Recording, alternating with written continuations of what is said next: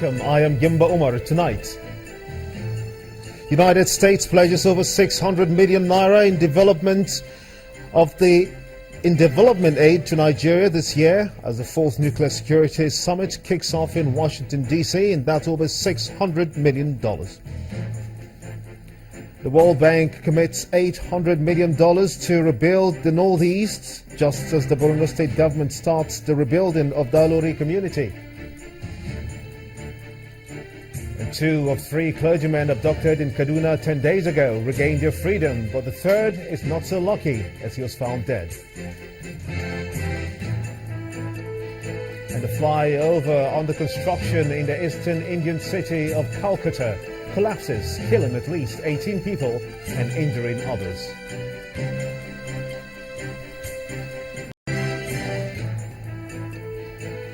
And on business news tonight, Central Bank of Nigeria reports a marginal increase in the country's forex reserves.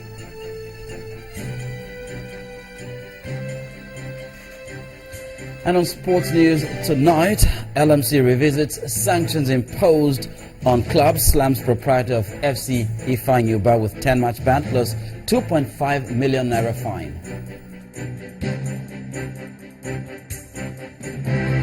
And from Abuja, Minister of Power Babatunde Fashola says the electricity supply will soon improve across the country following the restoration of 3 of the nation's turbines.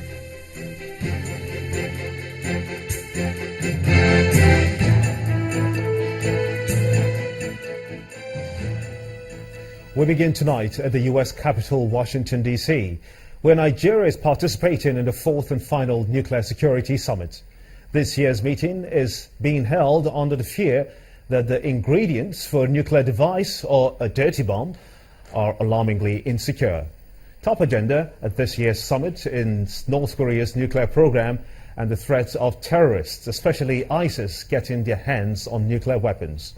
On the sidelines of the summit, President Muhammadu Buhari met with the U.S. Secretary of State, John Kerry, for talks. He said he was encouraged by the president's commitment to diversify Nigeria's economy to make it less dependent on oil. On Wednesday, Mr. Kerry and the Minister of Foreign Affairs, Mr. Jeffrey Onyema, held a session at the U.S.-Nigeria Binational Commission. Mr. Kerry said that U.S. developmental assistance to Nigeria will top $600 million this year over a wide range of programs in health, energy and education.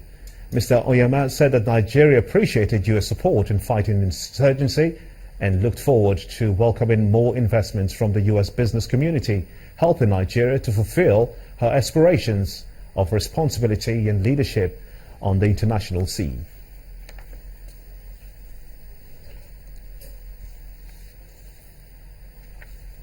A research fellow at the Nigeria Institute of International Affairs, Lagos, Professor Charles Dokubo, joins me now on the News at 10 to discuss Nigeria's participation at the Nuclear Security Summit. Professor, I want to thank you so much indeed for coming on the News at 10. Thanks for having me.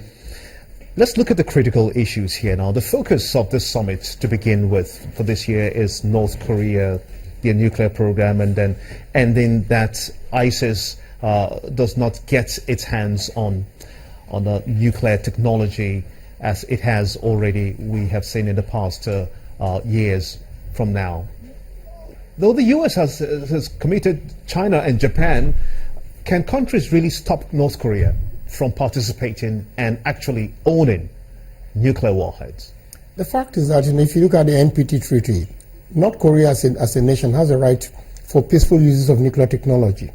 It has Article 4 of the NPT treaty clearly gives them that power, that if they participate in the process, they are entitled to knowledge and peaceful use of nuclear technology. But the fact is that some of these peaceful uses are also very close to the military side of it. You cannot, a country that has been so cut off from the world and also have developed most of their nuclear technology in the process of what we call autarky. They did it themselves. So as a result, it will be difficult for any country to stop them. Interesting. Well, Nigeria is also looking to diversify her power resources beyond gas and hydro bases, of course, which is why she has started looking towards developing nuclear power in this energy program. My question is, how soon do you think this can be actualized if we have to go the way nuclear? It's not going to be easy. It's going to be at least about 10 years from now, and you're going to have either one reactor, then you can see how it works, and you get another reactor, and then also set it up to work. It's not going to be a difficult thing for me, because, even attempts were made in 1975 to send some students to University of McMaster in Canada to make sure that they understand nuclear technology, nuclear engineering, nuclear heat transfer and all that, so that they could be quite attuned with the development in the nuclear sector. But it all came to naught, because just like most things in Nigeria, where, the person that initiates a very good plan starts and is no longer there, everything is thrown away. If not, we will have gotten a crop of scientists now that are so capable to use nuclear technology, and for us to benefit from whatever fall off from the technology. Now, the greatest fear, you will agree, for most Nigerians is with regards to safety, unfortunately so.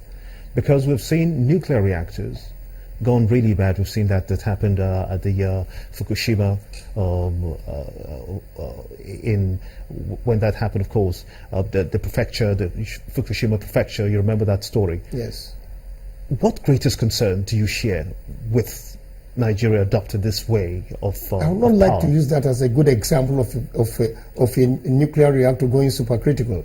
The fact was that because of the tsunami, that has a bad impact or negative impact on the operation of the nuclear technology. It was not the nuclear technology per se that led to the conflict. It's because of the tsunami that affected the operation of the reactor. So, in as much as nuclear reactors are dangerous, are very dangerous, human beings have developed ways of managing nuclear reactors. Even countries that are even less stable than Nigeria, they've got their nuclear reactors, and it's been working for decades. So I doubt if Nigeria would be incapable of managing nuclear technology. If we happen to go this way, what are the immediate physical evidence you'd like to see that will suggest to anyone that we have actually taken off? We are going to look at geological studies and survey to where to site the nuclear reactors, because reactors are not just sited either because of political conditions or not. You look at the subsoil and how geographical that place is stable before you set up a reactor. So studies like that will take place. And also we have to look at the availability of the various ingredients in the country. And even if you don't have these ingredients, we can always get them.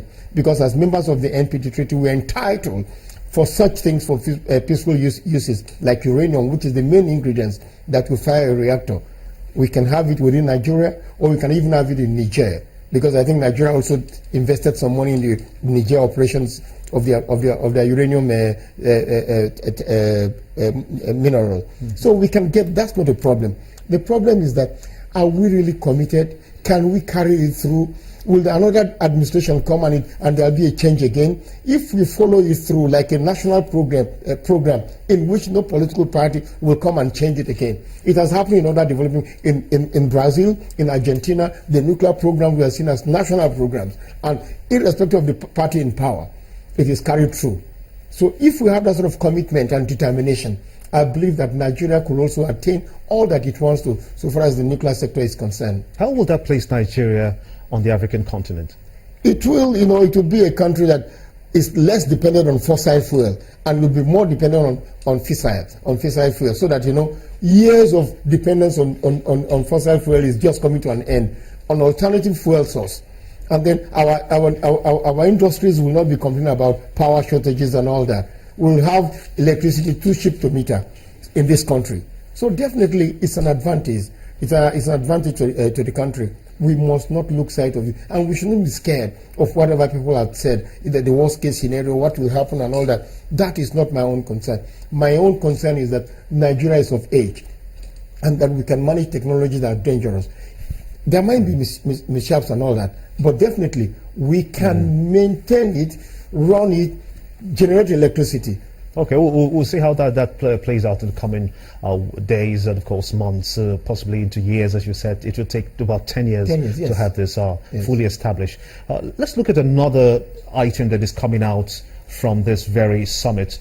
The United States has pledged over 600 million naira in developmental aid to Nigeria. How does this, what impression, $600 million, how does this strike you? How do you think this will be applied? We shouldn't take it in isolation. It's in context of the Nigeria-United States Binational Commission that has been set up to look at issues of development, security, corruption, good governance and all that. It is within that framework that money was given. So you must see it in that context. The Binational Commission between Nigeria and the United States was the first one to be set up, then followed by South Africa and Angola. So that's the benefit of that sort of relationship that we've developed. They realize that, the security, every country realizes that security is so important. It's so important because without security, there'll be no development. And if you don't have development, there'll be no security either. So it is a primary goal. For instance, this time they are ready to support us, give us all the requirements in terms of intelligence gatherings and working together in concert with other people that are concerned with terrorism. That is very good for us. In the past, they were concerned about human rights and all that. They are still concerned about that. But we must also know that we are Nigerians. We know the problem we face. We know how we're going to deal with our problem. And we don't allow people, however good they are to us, to come and dictate to us how to contain the crisis and terrorism within our country. It's very passionate of you, Dr. Charles, Professor, of course, Dokubo, for talking to us on the news at 10. Many thanks indeed for your time. Thanks for having me. The President today said that he will critically review the 2016 appropriation bill passed by the National Assembly before assenting to it. Speaking at a meeting with the United States Secretary of State, Mr. John Kerry, in Washington, D.C., President Muhammad Buhari said that in view of the controversial alterations and padding of the budget proposal, he needs to review the appropriation bill to be certain that its content tallies with the authentic budget proposal presented to the National Assembly. In his words, some bureaucrats removed what we put in the proposal and replaced it with what they wanted.